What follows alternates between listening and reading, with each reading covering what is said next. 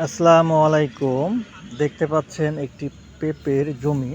এই পেঁপের যে মেইন সমস্যা সেটা হচ্ছে ভাইরাস হয়ে যায়। এই সমস্যার জন্য অনেকেই বিপদে পড়ে যান। সঠিক ঔষধ স্প্রে না করার ফলে এই সমস্যাটি হয়ে থাকে। এর আগে এই কৃষক এখানে স্প্রে দিয়েছে এমিস্টার টপ এবং থিওবিট, তাতে সে কাঙ্ক্ষিত ফলাফল পায়নি। এখন কী জন্য এটা হয়ে থাকে আমরা যদি এটা না জানতে পারি, সেক্ষেত্রে হয়তো যদি ওষুধ আমরা স্প্রে দিই, শুধু তো আমাদের টাকা খরচ হবে, রেজাল্ট আমরা পাবো না। ততদিনে দেখা যাবে ভাইরাসটি সম্পূর্ণ জমিতে ছড়ে পড়বে এবং দেখা যাবে ঠিক এরকম হয়ে যাবে।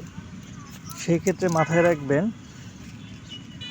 এই যে পাতার নিচে এই যে লক্ষ্য রাখেন, এই যে মাকড়, আমি দেখাচ্ছি ভালো করে,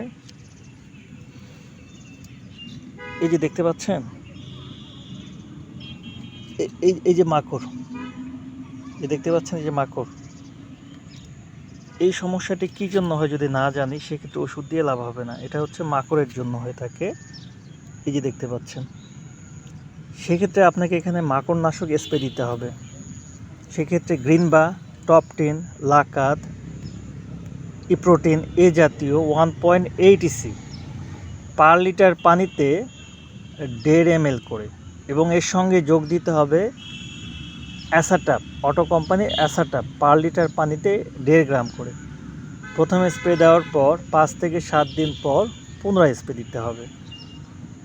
দেখবেন এই মাকড় এটি থাকবে না এবং অন্যান্য জাপ পোকা এটিও থাকবে না। এবং অবশ্যই স্প্রে করার সময় প্রতি জারকিনে একটি করে শ্যাম্পুর পাতা অথবা 1 চামচ ডিটারজেন্ট পাউডার যোগ করে স্প্রে করতে হবে।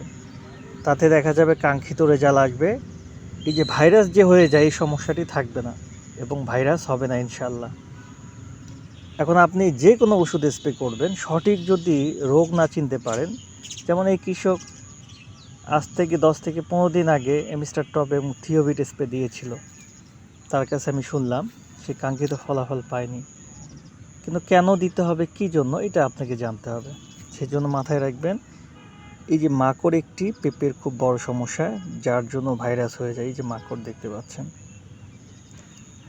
কৃষি বিষয়ে যে কোনো তথ্য পরামর্শের জন্য লাইক, ফলো, কমেন্ট ও শেয়ার দিয়ে পাশে থাকবেন। আশা করি বুঝতে পেরেছেন।